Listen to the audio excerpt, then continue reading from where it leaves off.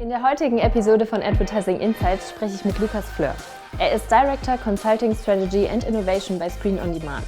Mit ihm habe ich über Brand Marketing und vor allem Kampagnen gesprochen.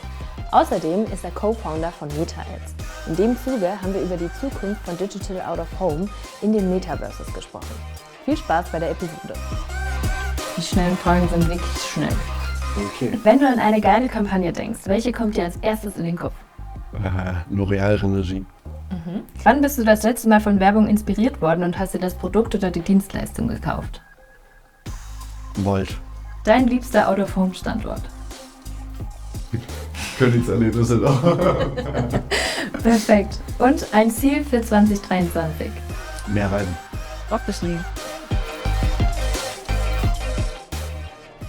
Ja, ich bin Lukas, ich bin 25 Jahre alt, darf schon längere Zeit irgendwie in Media verbringen. Ich habe ganz ursprünglich, nämlich vor 8 Jahren, als Schülerpraktikant in einer Mediaagentur angefangen.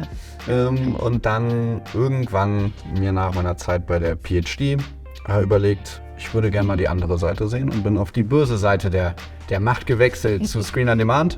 Also ganz klassisch Vermarktergeschäft. So ein bisschen für Produktentwicklung verantwortlich, aber auch für Key-Account-Themen. Zum Beispiel Kunden wie L'Oréal oder Volkswagen betreuen. Das mache ich so. Lass uns direkt mal in das erste Thema einsteigen. Brand Marketing und Kampagnen. Ihr betreut ja bei Screen on Demand viele verschiedene KundInnen und auch verschiedene Projekte, vor allem mit unterschiedlichen Zielen. Wo würdest du denn sagen, wo da deine größte Passion liegt? Ich glaube, es sind tatsächlich die unterschiedlichen Kunden. Also das macht gerade Spaß, dass es halt so eine Diversität da einfach besteht, dass man sich darin auch ausleben kann, dass es halt immer wieder unterschiedliche Challenges gibt.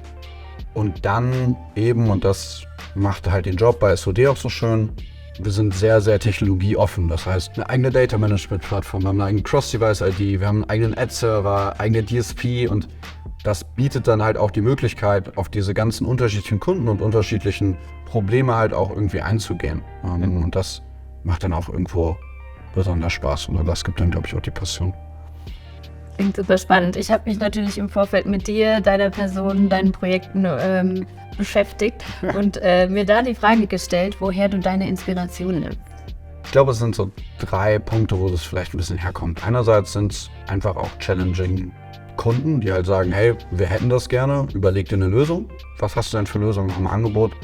Ansonsten ist es, glaube ich, auch einfach häufig dann das Verknüpfen von Technologien. Also ich bin immer schwierig oder finde den Begriff kreativ immer schwierig, weil im Endeffekt nehme ich nur Sachen, die es schon gibt und verknüpfe. Zum Beispiel, es gab schon Out of Home und wir haben halt die Geodaten noch dazu gebracht und haben daraus ein Produkt entwickelt. Und dann, und das mache ich auch tatsächlich noch sehr gerne, ist es der Austausch mit jüngeren Menschen. Ich darf 1-2 Mal im Jahr als Gastdozent unterwegs sein und da merkt man dann auch schon mal, dass da auch Challenges einfach aufgegriffen werden, die dann auch dazu helfen, irgendwie nochmal auf neue Ideen zu kommen.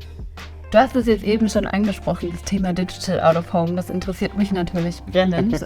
Kannst du ein bisschen darauf eingehen, welche Rolle Digital Out of Home bei euch in den Kampagnen spielt? Ist, würde ich fast sagen, eine Erweiterung des Portfolios. Ich glaube, das ist so die professionellste Antwort. Aber ich glaube einfach auch, eine weitere Möglichkeit, eine Lösung zu schaffen und vor allem auch eine integrierte Lösung. Also ich habe es ja gerade eben schon so ein bisschen angeteasert. Wir nehmen halt Out of Home bei uns mit rein, indem wir Geodaten mit reinnehmen. Also 3 Phasen. Wir bauen einmal die Zielgruppe in Form von in der Regel Smartphone-IDs, schauen uns dann ganz salopp an, wo laufen die eigentlich gerade lang und dann spielen wir oder aktivieren wir daraufhin Out of Home. Also es ist eine sehr integrierte Lösung und können dann auch, dadurch, dass wir das so ausspielen, zum Beispiel auch mit einem sogenannten Live-Geofencing, also in dem Moment, wo wir ausspielen, markieren wir die Mobile-IDs, die um den Standort herum standen. Haben wir dann auch die Möglichkeit, das wieder zu integrieren, mit den anderen Medien zu verknüpfen, ob mit Smart TV, Desktop, Mobile. Und das macht die Rolle für uns, für Out of Home aus. Weil für uns war ganz klar, wenn wir Out of Home mit ins Portfolio nehmen, dann muss es integriert sein und dann muss sich das auch irgendwie ergänzen. Das ist schon alles noch in einer sehr engen Zusammenarbeit. Und das führt dann meistens auch dazu, dass die Kampagnen hoffentlich ganz gut sind. Lass uns mal einen Blick in die Zukunft werfen. Stichwort Innovation. Wo siehst du denn den Trend in den kommenden Jahren im Bereich Digital Marketing? Ich glaube, auch trotz Post-Corona wird immer mehr logischerweise digital passieren. Also wir sehen natürlich jetzt, den E-Commerce-Unternehmen geht es irgendwie nicht so gut, weil viele jetzt doch auf der Offline-Shopping machen, aber ich glaube, der langfristige Trend, der wird erhalten bleiben. Es wird immer mehr in der virtuellen Welt stattfinden. Und das macht, glaube ich, auch neue Medien auf. Und das ist, glaube ich, ein Trend, den man auf jeden Fall beobachten kann. Eben auch zum Beispiel Thema Metaverse. Das ist ja alles auf einmal eben diese Weiterentwicklung, dass wir auch in dieser virtuellen Welt irgendwie existieren, leben. Genau. Ich glaube, das wird einer der größten Trends auf jeden Fall. Das ist ein wunderbarer Übergang. Bist ja bei Screen on Demand, bist an der Hochschule tätig und jetzt seit knapp einem halben Jahr auch Co-Founder bei Meta Ads. Da kam sich mir die Frage, wie die Idee dazu kam. Tatsächlich ein Freund, der mich so ein bisschen drauf gebracht hat auf das Thema, der gesagt hat, hey, hier, warum gibt es da eigentlich noch nichts? Und dann lag es irgendwie nahe zu sagen, okay, Moment, warum gibt es nicht schon Out-of-Home-Advertising beispielsweise in den bestehenden Metaverses? So muss man natürlich sagen, die bestehenden Metaverses, da denkt man dann immer daran, dass wir irgendwie mit virtuellen Headsets, also mit so VR-Brillen rumlaufen und keine Ahnung was machen. Soweit ist es ja noch gar nicht. Also an sich, gerade Metaverses sind browserbasierte virtuelle Welten, so ein bisschen Minecraft auf Steroiden. Also so das ist eigentlich gerade Status Quo. Aber trotzdem neuer Zugang auch zu Personen, wo wir uns einfach als Ziel gesetzt haben, da einen möglichst einfachen Zugang für Advertiser zu bilden. Und das war der einfachste Zugang zu sagen, okay, das kennen wir aus der echten Welt, out of home. Also machen wir es auch in der virtuellen Welt. Es ist jetzt nicht ein One-to-Many-Medium, sondern schon ein One-to-One-Medium. Du kannst eigentlich jedem User einen eigenen Screen theoretisch ausspielen. Du bist auch in den Screens nicht limitiert an keine physikalischen Gesetze. Wir glauben halt nicht, dass wir jetzt schon wissen, welches Metaverse wird sich durchsetzen. Also was wir uns aber als Grundsatz gesagt haben, egal welche virtuelle Welt es gibt, wir wollen in dieser, ich sag mal, die Königsallee oder die Mönckebergstraße, also Königsallee in Düsseldorf oder Mönckebergstraße in Hamburg, in diesen virtuellen Welten haben. Wir wollen da eben recht früh als Media-Owner in Anführungszeichen auftreten und das dann eben einfach verknüpfen. Kannst du da einen Einblick geben, wenn wir jetzt über Ziele der Kampagnen oder auch Performance von solchen Kampagnen sprechen?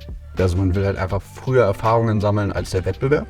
Du hast da einen Kanal, der sich irgendwo ergibt, ich nenne es mal Kanal, der einen Zugang hat zu Early Adoptern und das ist schon für viele Brands sehr super relevant. Also wenn man es mal aus User-Perspektive betrachtet, ich logge mich ins Metaverse ein, bin da irgendwie unterwegs, dann ist das wahrscheinlich auch der einzige Werbekontakt, den ich da habe. Dieser Werbekontakt ist meistens sehr unique, genau. Und das macht es dann, glaube ich, auch für einen oder anderen Werbetreibenden echt spannend. Ja. Meine letzte Frage, wie geht's denn weiter? Bei dem ganzen Thema Metaverse, glaube ich, das ist das erste Thema, wo sich auf einmal alle im Silicon Valley oder bei den Big Tech-Unternehmen einig sind. Also alle haben Research- und Development-Budget in Metaverse geparkt. Man könnte schon fast sagen, too big to fail.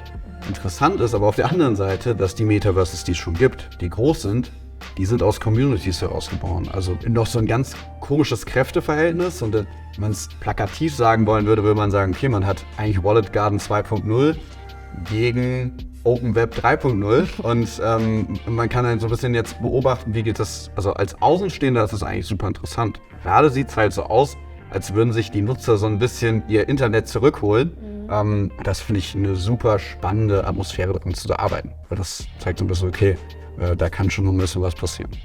Vielleicht ist das ja auch die Essenz, ne? Wenn du sagst, dass es aus einer Community entsteht, dass das dann auch interessant genug ist für die Big Player, zu sagen, okay, wahrscheinlich da steckt viel Kraft dahinter. Super cool, vielen Dank für deine Antworten, schön, dass du dabei gewesen bist. Wir freuen uns, wenn du vielleicht das nächste Mal bei Advertising Insights dann neue Insights mitbringst. Danke dir. In einem Jahr kann viel passieren. Genau.